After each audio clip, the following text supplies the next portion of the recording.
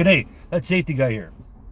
Here's one that one would assume, surmise, postulate, guess would be a no-brainer. But here we go anyway. First aid. First aid on site, first aid at a job site, whatever.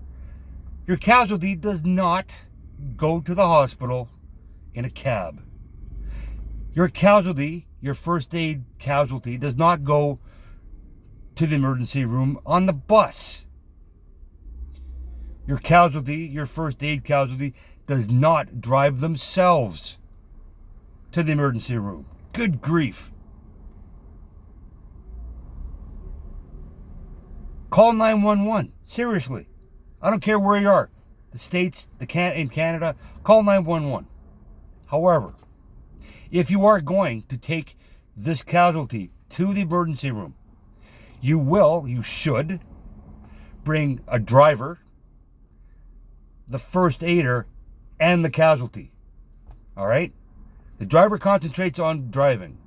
The first aider will tend to the casualty, usually in the back seat. Okay?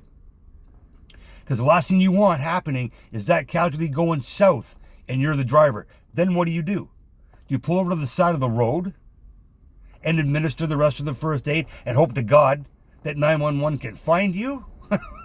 Or do you keep on trucking to the hospital and hopefully they survive? Now,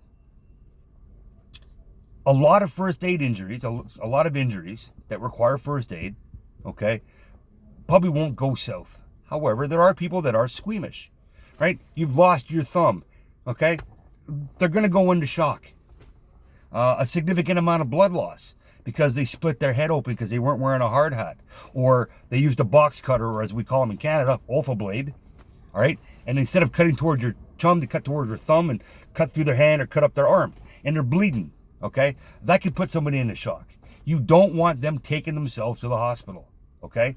Foremen, employers, bosses, don't be so cheap, okay? Get them to the hospital via an ambulance, okay? First aiders, we're here to make sure that they don't get worse, and we're to keep them comfortable until medical professional shows up or helps out, okay, when they show up. But no, they don't take themselves to the hospital.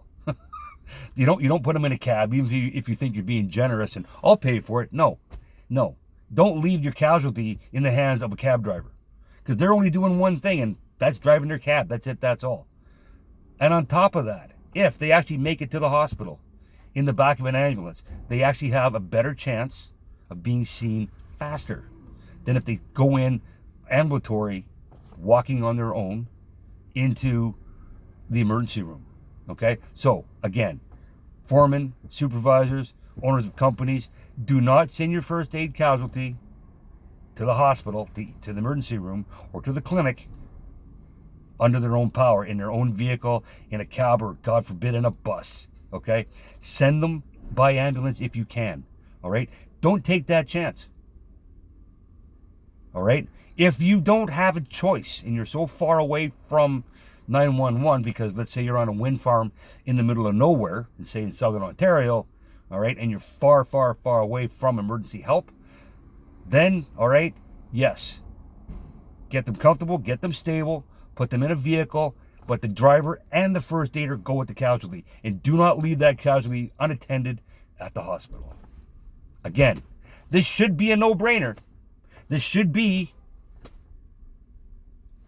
I shouldn't even have to do this, but it does happen, all right? So, first aiders, don't send them away, all right? Stay with them, okay? Call 911. It's worth the investment of having that emergency professional show up on site, okay? And if you're doing it because you don't want the cops to know, if you're doing it because you don't want the Ministry of Labor to find out, or your local occupational health authority, the hospital's going to tell them anyway. So you can't hide this stuff, all right? Again, first aiders, stay with your casualty. Don't send them by bus. Don't send them by cab. God forbid, do not let them drive themselves, okay? Go in the back of that ambulance.